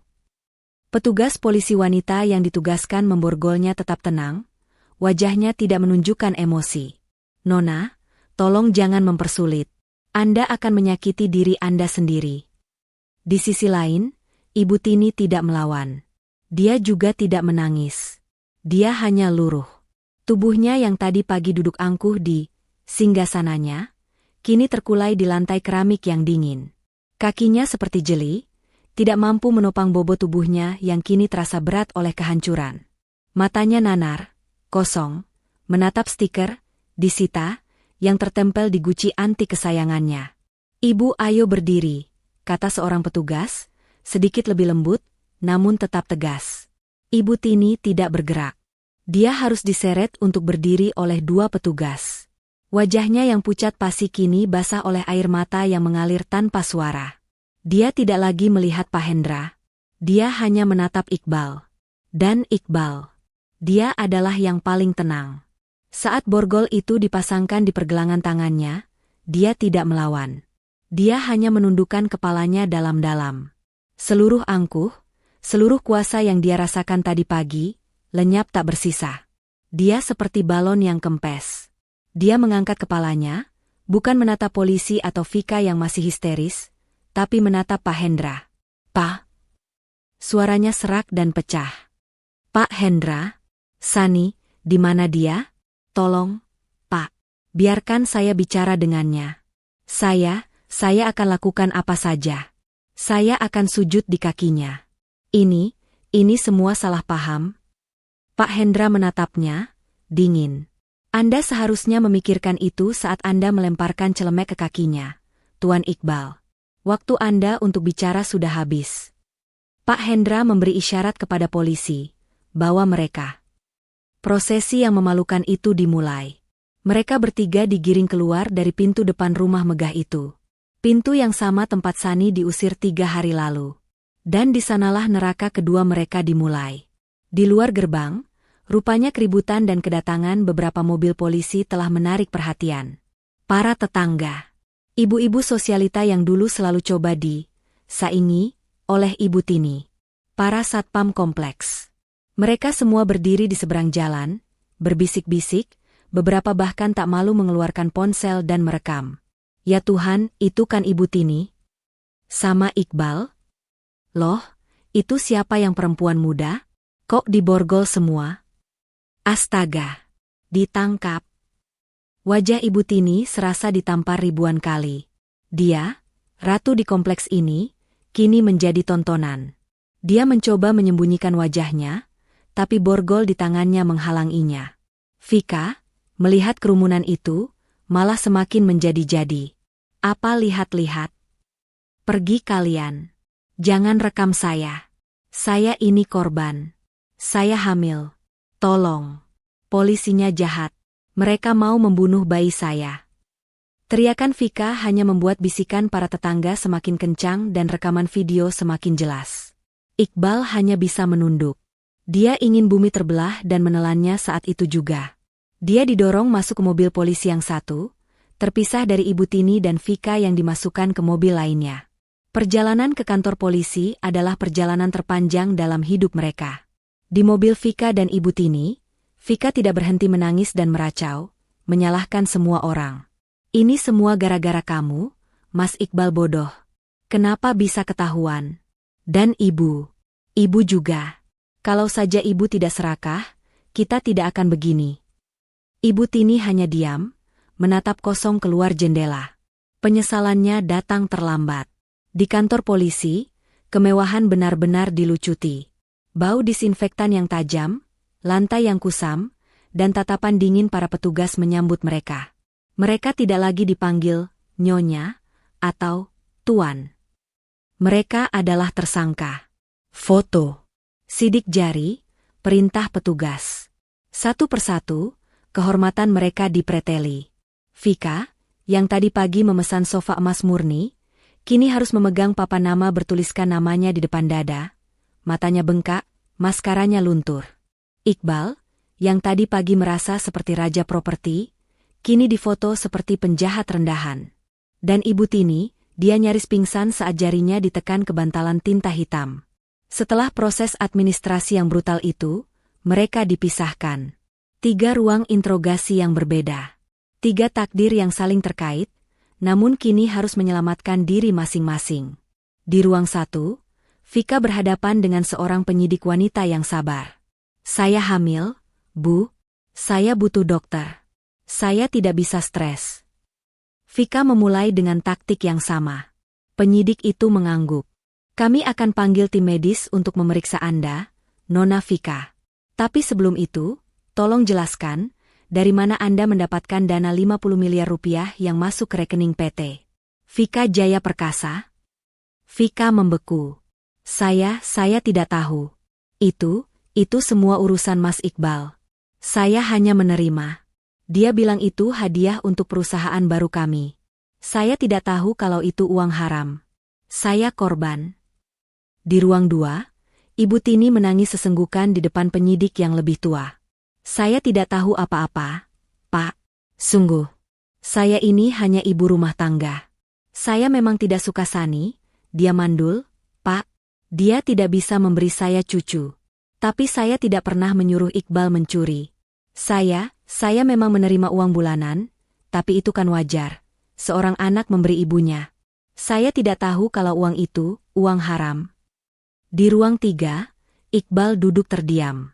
Wajahnya pucat. Anda tahu apa kesalahan Anda, Tuan Iqbal? Tanya penyidik. Iqbal mengangguk pelan. Jelaskan soal pemalsuan tanda tangan Nyonya Sani. Iqbal menarik napas gemetar. Dia melihat ke sekeliling. Tidak ada Pak Hendra, tidak ada Ibu Tini, tidak ada Vika. Dia sendirian. Dan di saat itulah, insting pengecutnya mengambil alih. Pak, saya dijebak, lirih Iqbal. Penyidik mengangkat alis. Saya hilaf. Ini semua karena Vika.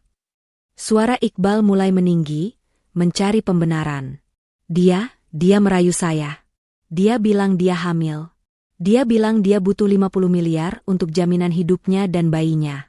Dia mengancam saya, Pak. Dia bilang kalau saya tidak berikan, dia akan gugurkan kandungannya. Saya panik.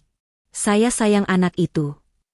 Jadi Anda mengaku memalsukan tanda tangan istri sah Anda untuk memberikan uang hasil kejahatan itu kepada Nona Vika? Tanya penyidik, mengunci jebakannya. Iqbal terdiam. Dia sadar baru saja mengorbankan Vika untuk menyelamatkan dirinya. Persekutuan jahat itu telah retak. Di bawah tekanan, 3 ekor ular itu kini saling mematuk, saling menyalahkan, saling berkhianat, berusaha menjadi yang terakhir selamat. Sementara itu, di apartemen servis yang mewah, Sani berdiri di depan jendela yang sama, memandangi gemerlap lampu kota. Ponsel di tangannya bergetar. Telepon dari Pak Hendra. Sudah selesai, Sani, kata Pak Hendra di seberang sana. Suaranya tenang. Mereka sudah di dalam. Di ruang interogasi yang terpisah. Sani memejamkan matanya. Dia tidak mengatakan apa-apa. Seperti yang kita duga, lanjut Pak Hendra. Mereka hancur. Mereka saling menyalahkan. Iqbal menyalahkan Vika. Vika menyalahkan Iqbal. Dan Ibu Tini, dia menyalahkan takdir. Sani menarik napas panjang. Dia membuka matanya. Dia mengharapkan ada rasa kemenangan yang meledak-ledak. Dia ingin merasa puas. Dia ingin tertawa, tapi tidak ada. Yang dia rasakan hanyalah kehampaan yang dingin. Rasa lelah yang luar biasa. Dia ingat Iqbal yang dulu melamarnya dengan gugup. Dia ingat Ibu Tini yang dulu menyambutnya, meski dingin, saat pertama kali ke rumah. Dia ingat semua usahanya memasak gulai kepala ikan. Semua pengorbanannya berakhir di ruang interogasi yang bau. Sani, kamu masih di sana? Tanya Pak Hendra. Iya, Om. Bisik Sani. Saya di sini. Terima kasih, Om. Dia menutup telepon. Dia tidak menangis. Tapi untuk pertama kalinya, dia merasa kasihan. Bukan pada mereka, tapi pada dirinya sendiri, yang pernah mencintai orang-orang yang begitu mudah hancur itu. 48 jam. 2 hari penuh di dalam sel tahanan sementara yang dingin dan berbau pesing. 2 hari yang terasa seperti 2 tahun neraka. Kemewahan, kuasa, dan keangkuhan mereka dilucuti habis-habisan di balik jeruji besi itu. Iqbal tidak tidur sama sekali. Dia hanya duduk di pojok selnya yang sempit, memeluk lututnya, menatap kosong ke dinding yang kotor. Bayangan borgol, tatapan para tetangga, dan senyum dingin Pak Hendra terus berputar di kepalanya seperti kaset rusak. Hancur. Semuanya hancur. Vika, di sel wanita, tidak berhenti menangis dan menjerit. Dia mengeluh mual, pusing, kram perut, mengancam akan menggugat polisi jika bayinya kenapa-napa. Ibu Tini, di sel terpisah karena usianya, hanya dia membisu. Syok telah merenggut suaranya. Berkat kehamilan Vika dan kondisi Ibu Tini yang rentan karena usia, ditambah strategi licik Pak Hendra yang lebih suka melihat mereka menderita di luar, penangguhan penahanan akhirnya dikabulkan. Mereka dibebaskan dengan status tahanan kota. Wajib lapor setiap Senin dan Kamis, dilarang bepergian, dan tentu saja, semua aset tetap dibekukan. Pintu besi besar kantor polisi itu terbuka. Sinar matahari siang yang terik langsung menusuk mata mereka. 3 orang yang 2 hari lalu adalah raja dan ratu, kini melangkah keluar dengan pakaian yang sama kumalnya saat mereka ditangkap. Hening. Mereka bertiga berdiri canggung di trotoar yang ramai. Tidak ada mobil mewah yang menjemput. Tidak ada sopir yang membukakan pintu. Vika adalah yang pertama memecah keheningan. Dia menatap Iqbal dengan mata bengkak penuh kebencian. Jadi, desis Vika, suaranya serak. Gimana sekarang? Kamu bilang kamu hebat. Kamu bilang semua aman. Pembohong. Vika, diam. Lirih Iqbal, malu karena beberapa pejalan kaki mulai melirik. Diam? Kamu suruh aku diam? Vika tertawa histeris. Rumahku disita. Perusahaanku dibekukan. Uangku habis. Dan kamu suruh aku diam? Terus aku harus tinggal di mana? Di bawah jembatan? Jawab, Iqbal. Aku tidak tahu. Jawab Iqbal jujur, suaranya terdengar menyedihkan. Aku juga tidak punya apa-apa. Kartu kreditku semua diblokir. Terus anak ini gimana? Vika menunjuk perutnya. Kamu mau anak ini lahir jadi gelandangan? Kamu yang merencanakan ini semua. Kamu yang menjebak Sani. Kenapa kamu begitu bodoh sampai bisa ketahuan? Cukup. Iqbal akhirnya meledak. Rasa putus asa memberinya sedikit keberanian. Ini semua juga karena kamu. Kalau kamu tidak terus-terusan pamer. Kalau kamu tidak minta liburan ke Swiss. Kalau kamu tidak serakah. Kita tidak akan begini. Oh, jadi sekarang kamu menyalahkan aku. Vika menatap Iqbal dengan jijik. Dia melihat pria di hadapannya. Bukan lagi pria sukses yang memujanya. Hanya seorang pecundang yang bangkrut dan ketakutan. Vika tertawa sinis. Dasar pecundang. Aku kira kamu raja, ternyata kamu hanya tikus. Dia membenarkan rambutnya yang lepek. Dengar ya, Iqbal. Urusan kita selesai. Apa maksudmu, Vika? Tapi anak kita? Iqbal panik. Anak ini urusanku. Aku tidak akan membiarkan dia punya ayah pecundang sepertimu. Vika melangkah ke tepi jalan, mengabaikan teriakan Iqbal. Dia menyetop sebuah taksi yang lewat. Vika. Tunggu. Kamu mau kemana? Vika. Iqbal mencoba mengejar. Vika membuka pintu taksi, tapi sebelum masuk, dia berbalik. Dan satu hal lagi, Mas, katanya dengan senyum paling berbisa. Terima kasih untuk 50 miliarnya. Setidaknya Sani sudah membayarku mahal untuk waktu tidur denganmu. Pintu taksi dibanting. Taksi itu melaju, menghilang di tikungan, membawa serta Vika dan pewaris yang selama ini dibanggakan Ibu Tini. Iqbal membeku di tempatnya. Dikhianati. Dibuang begitu saja di pinggir jalan. Dia menoleh ke belakang. Hanya tersisa satu orang. Ibu Tini. Ibunya masih berdiri di depan gerbang kantor polisi, menatap kosong ke depan. Dia bahkan tidak bereaksi saat Vika pergi. Bu? Panggil Iqbal lirih. Ayo, Bu, kita pergi dari sini. Ibu Tini tidak menjawab. Dia hanya berjalan pelan, seperti robot, mengikuti kemana Iqbal melangkah. Iqbal memeriksa dompetnya. Dia mengeluarkan semua isinya. Beberapa lembar uang 100 ribuan dan recehan. Total, mungkin sisa 300 ribu rupiah. Cukup untuk apa? Mereka tidak bisa pulang. Rumah itu disegel. Mereka tidak bisa menghubungi kerabat. Terlalu malu. Iqbal berjalan tanpa tujuan, Ibu Tini mengikutinya di belakang. Mereka berjalan kaki berkilo-kilometer.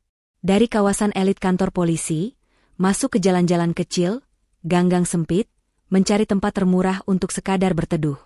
Akhirnya, di sebuah gang becek di belakang pasar, Iqbal menemukan sebuah penginapan melati. Losmen murah yang catnya sudah mengelupas dan berbau apak. 1 kamar, Pak, kata Iqbal pada penjaga yang menatapnya curiga. Dia membayar dengan hampir semua sisa uangnya. Kamar itu adalah neraka. Sempit. Panas. Hanya ada 1 kipas angin di langit-langit yang berputar lambat dan berisik. 1 ranjang sempit dengan sprei yang kotor dan berbau aneh. Kamar mandinya jongkok dan berlumut. Iqbal menghempaskan diri di kursi plastik. Dia menatap ibunya.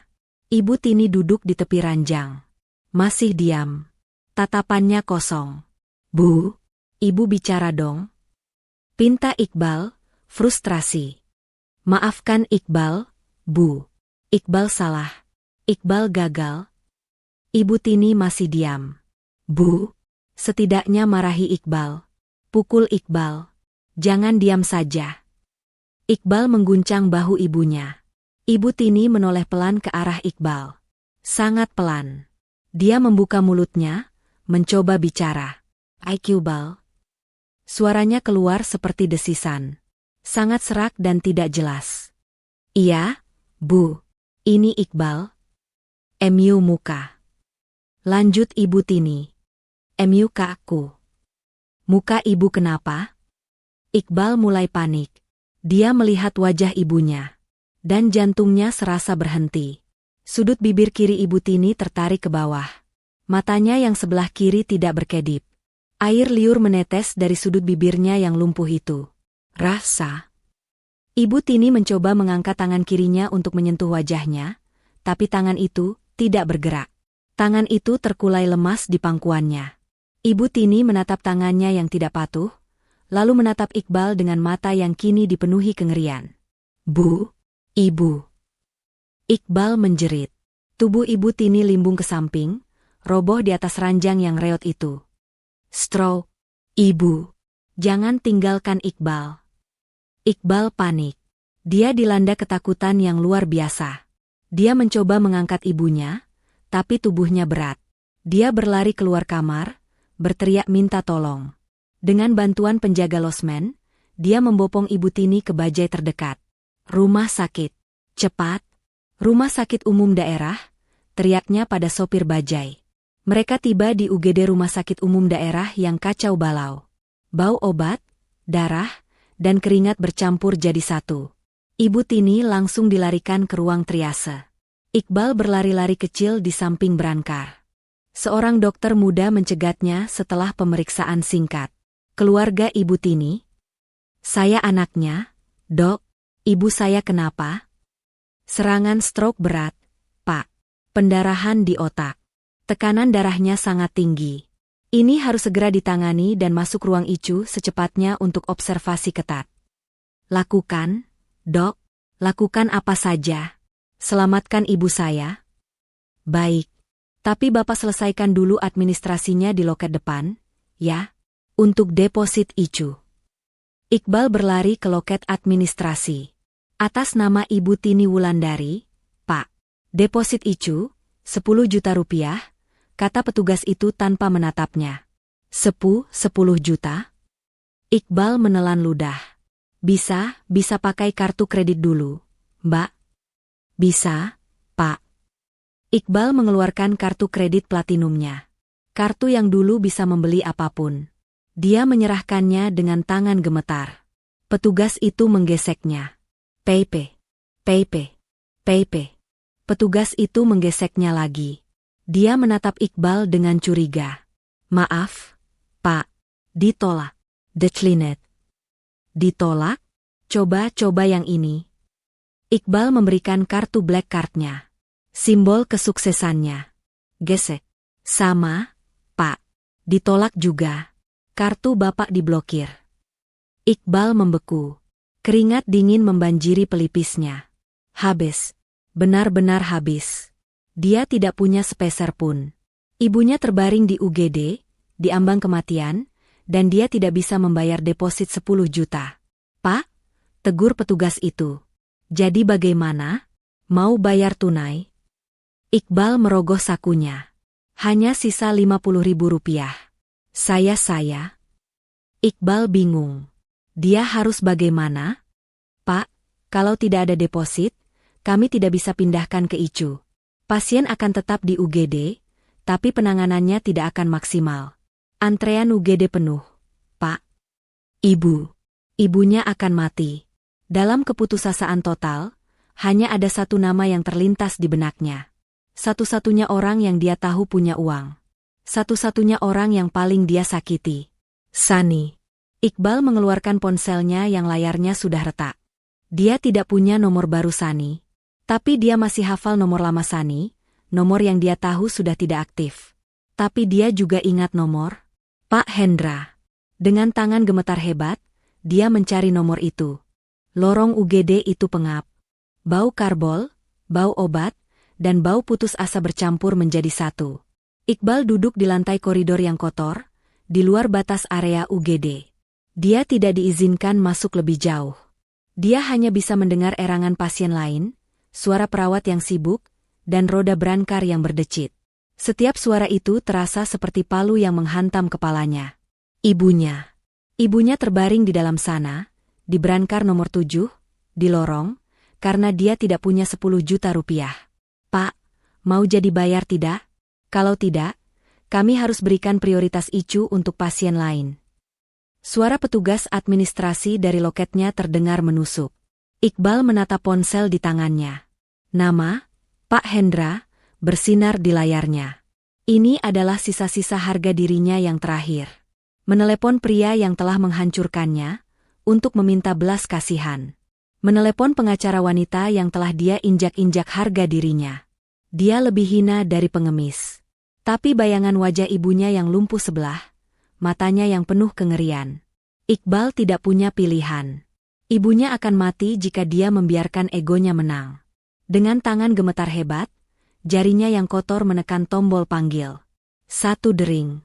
2 dering. Terdengar suara klik. Ya, halo? Suara Pak Hendra terdengar dingin, profesional, dan sangat jauh. Jantung Iqbal serasa diremas. Dia membuka mulut, tapi tidak ada suara yang keluar. Halo? Siapa ini? Suara Pak Hendra mulai terdengar tidak sabar. Tepa. Iqbal akhirnya berhasil bersuara. Suaranya serak, pecah, nyaris tak dikenali. Pak Hendra ini saya, Iqbal. Hening. Hening yang panjang dan mematikan di seberang sana. Iqbal bisa mendengar napas Pak Hendra yang tertahan. Ada apa? Tanya Pak Hendra. Nadanya datar, seolah bicara pada penjahat. Dan memang, itulah Iqbal sekarang. Pak, saya mohon. Pak. Iqbal tidak bisa menahannya lagi. Dia menangis. Tangisan seorang pria dewasa yang hancur lebur, di lantai rumah sakit umum yang kotor.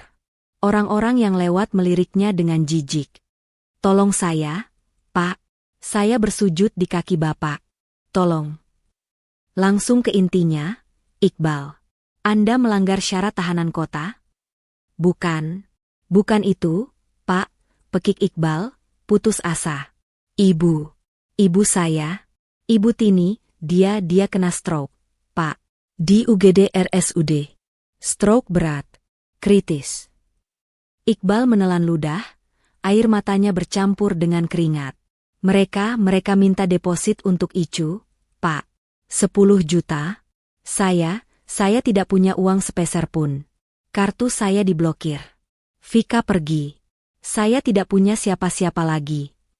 Lagi-lagi hening. Lalu, kata Pak Hendra setelah jeda yang panjang, kenapa Anda menelepon saya? Anda pikir Sani peduli setelah apa yang Anda dan ibu Anda lakukan padanya? Saya tidak tahu, raung Iqbal, memukul lantai dengan tangannya. Saya tidak tahu harus ke siapa lagi. Saya akan lakukan apa saja, Pak. Saya akan cium kaki Sani. Saya akan jadi budaknya seumur hidup. Saya akan serahkan sisa hidup saya. Tapi tolong, jangan biarkan ibu saya mati di lorong ini, Pak. Saya mohon. Dia ibu saya. Klik. Telepon ditutup. Halo, Pak? Pak Hendra? Halo. Sambungan terputus. Habis. Semuanya habis. Pak Hendra menutup teleponnya. Tentu saja. Kenapa Sani harus peduli? Ini karma. Ini adalah balasan yang setimpal. Ibunya akan mati di sini, sama seperti ibunya telah membunuh hati Sani. Iqbal merosot, bersandar di dinding. Dia tertawa, tawa yang terdengar seperti tangisan orang gila. Di apartemen mewahnya, Sani baru saja selesai mandi air hangat. Dia mengenakan jubah tidur sutra yang nyaman. Dia mencoba menenangkan pikirannya. Kemenangan yang dia raih terasa hampa. Dia masih merasa kotor. Ponsel barunya berdering. Nama, Om Hendra, muncul. Iya, Om? Ada apa malam-malam begini? Apa ada perkembangan kasus? Sani, suara Pak Hendra terdengar berat. Om baru dapat telepon. Dari Iqbal. Tangan Sani yang memegang cangkir teh chamomile membeku. Dia ada di RSUD. Pak Hendra menceritakan semuanya. Ibu Tini stroke berat. Kritis. Butuh Icu. Tidak ada uang. Tidak ada Vika. Iqbal menangis seperti anak kecil, memohon di telepon. Sani diam. Dia memejamkan matanya. Gambaran Ibu Tini yang angkuh, menarik kursinya, melintas di benaknya. Bagus, bisik suara gelap di dalam hatinya. Biar dia rasakan. Biar dia tahu rasanya tidak punya apa-apa. Biar dia mati dalam kehinaan. Sani, kamu masih di sana? Tanya Pak Hendra. Om sudah tutup teleponnya. Kita tidak punya kewajiban apa-apa. Ini balasan yang setimpal untuk mereka. Iya. Bisik Sani. Setimpal. Tapi Sani membuka matanya. Dia menatap pantulan dirinya di jendela kaca yang gelap. Wajah yang lelah. Dia sudah menghancurkan mereka. Dia sudah menang. Tapi jika dia membiarkan seorang wanita tua mati di lorong rumah sakit, sementara dia duduk di apartemen mewah, apa bedanya dia dengan mereka? Apa bedanya dia dengan Ibu Tini yang menarik kursinya dengan kejam? Dia teringat celemek yang dilemparkan Iqbal ke kakinya. Dia tidak akan pernah lupa penghinaan itu. Tapi, dia menarik napas panjang. Amarahnya sudah habis. Yang tersisa hanya rasa lelah yang tak terperi. Om, kata Sani, suaranya kini tegas. Kirimkan alamat rumah sakitnya. Dan tolong, siapkan uang tunai 10 juta dari rekening saya. Saya akan ke sana sekarang. Sani? Pak Hendra kaget. Kamu yakin? Nak? Kamu tidak perlu melihat mereka lagi. Saya yakin, Om. Saya harus. Bukan untuk mereka. Tapi untuk saya. Saya tidak mau menjadi monster seperti mereka. 30 menit kemudian. Iqbal masih duduk di lantai, menatap kosong ke depan. Dia sudah pasrah. Ibunya akan, permisi, Tuan Iqbal. Iqbal mengangkat kepalanya. Dia melihat sepasang sepatu bot kulit mahal. Dia mendongak. Pak Hendra. Iqbal langsung merangkak, mencoba memegang kaki Pak Hendra. Pak, Bapak datang. Terima kasih, Pak. Terima kasih. Pak Hendra melangkah mundur, menghindarinya.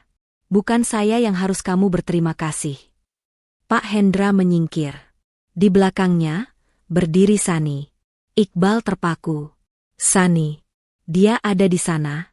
Berdiri tegak, mengenakan mantel wol yang rapi, rambutnya tergerai sempurna. Wajahnya tenang, tapi matanya menatap Iqbal seolah Iqbal adalah kotoran di lantai. Dia tampak seperti bidadari pencabut nyawa. Cantik, tapi dingin dan tak terjangkau. Sani. Bisik Iqbal. Air matanya kembali mengalir. Sani, kamu datang. Maafkan aku, Sani. Maafkan aku. Dia mencoba merangkak ke arah Sani, ingin bersujud di kakinya. Jangan sentuh dia, desis Pak Hendra. Sani berjalan melewatinya, seolah Iqbal tidak ada. Dia berjalan lurus ke loket administrasi. Pak Hendra menyerahkan sebuah amplop tebal berisi uang tunai. Atas nama Ibu Tini Wulandari. Kamar Icu.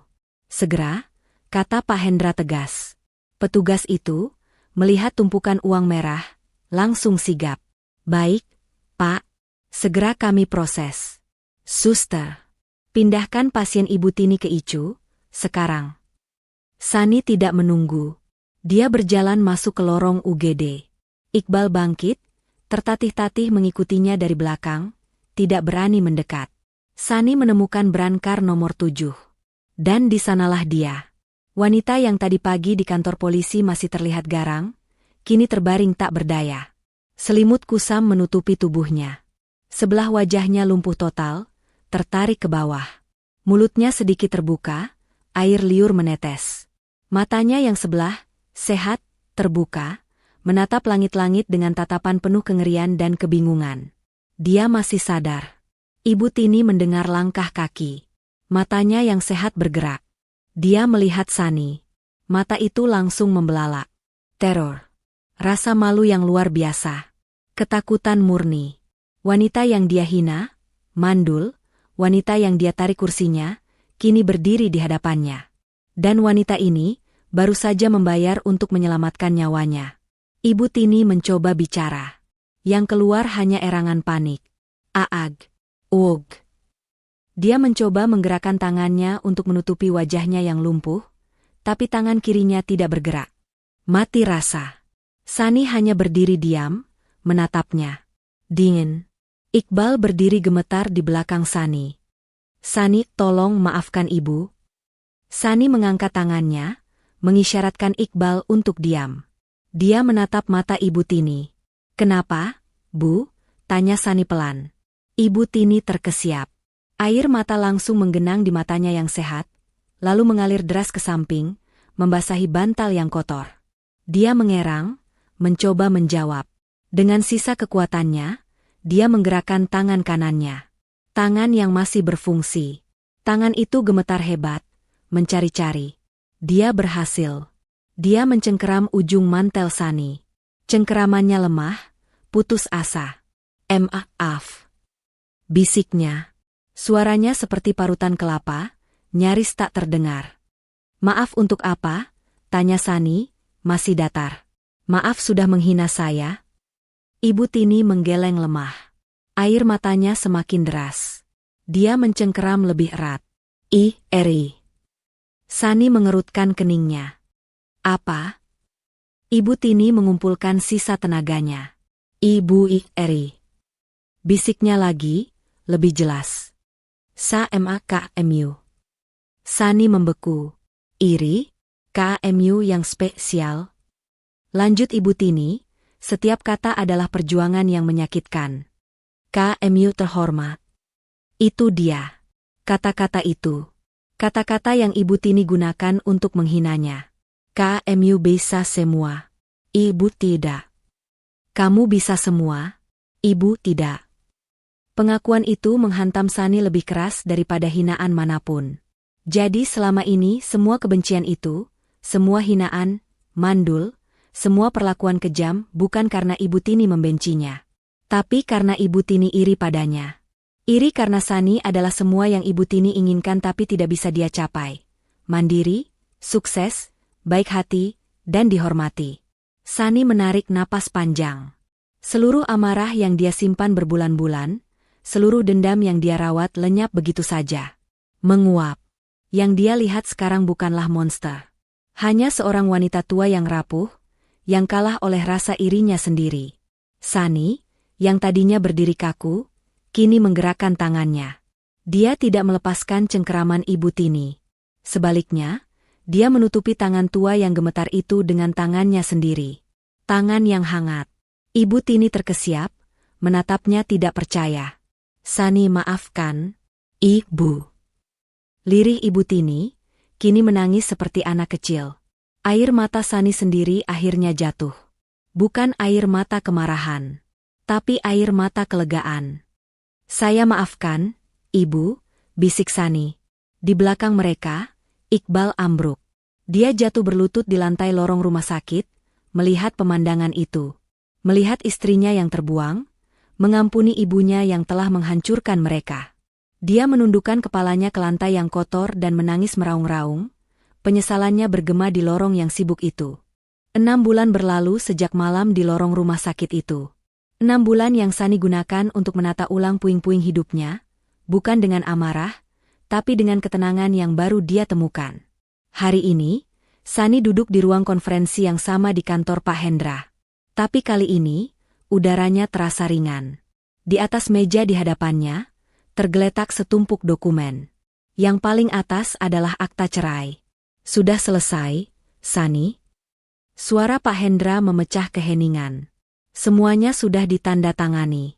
Kamu resmi bebas. Perceraianmu dikabulkan dengan alasan pengkhianatan dan tindak pidana. Sani menatap dokumen itu. Bebas. Kata itu terasa aneh di lidahnya. Bagaimana dengan mereka? Tanya Sani pelan, bukan karena peduli, tapi karena dia perlu menutup bab ini selamanya. Pak Hendra bersandar di kursinya. Berita yang menarik, katanya. Iqbal. Dia kooperatif sepenuhnya setelah malam itu.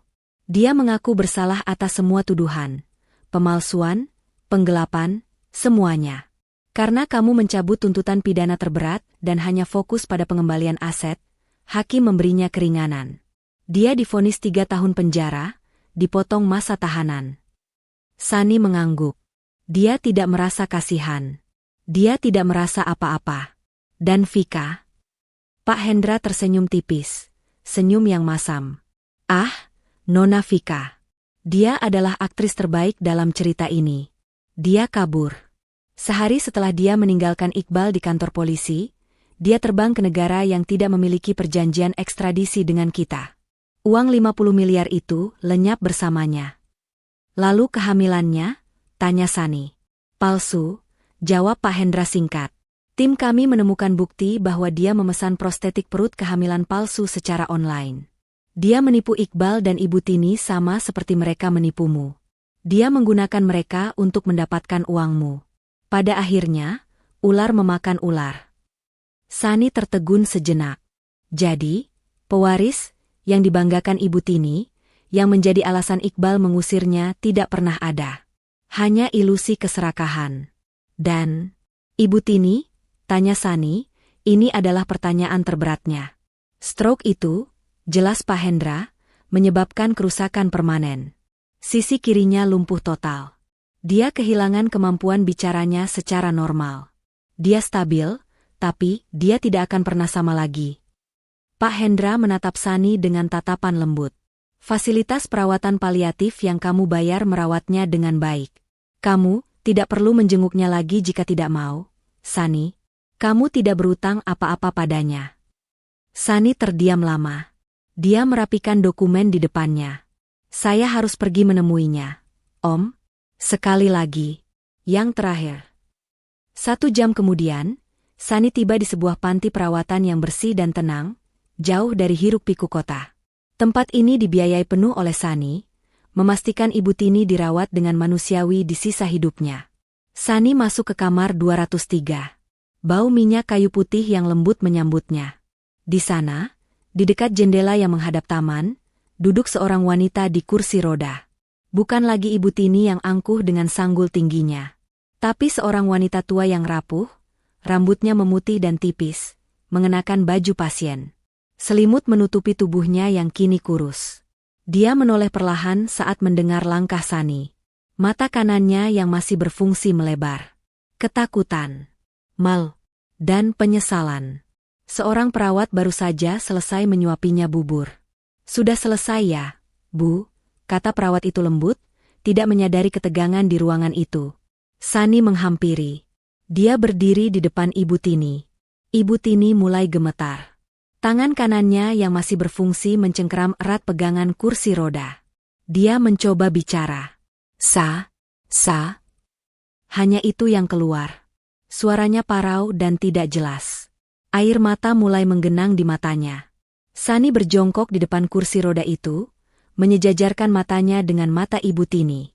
Dia tidak lagi melihat monster yang menarik kursinya. Dia hanya melihat seorang wanita tua yang hancur, yang hidupnya dihabiskan dalam penjara rasa irinya sendiri. Ibu, kata Sani lembut, tapi tegas. Saya sudah menceraikan Iqbal. Saya sudah mengambil kembali semua milik saya. Saya di sini hanya untuk bilang. Ibu Tini menutup matanya, siap menerima makian atau kutukan. Saya harap Ibu tenang di sini, lanjut Sani. Saya akan pastikan Ibu dirawat dengan baik. Tapi saya tidak akan datang lagi. Saya sudah memaafkan Ibu. Bukan untuk Ibu, tapi untuk saya sendiri.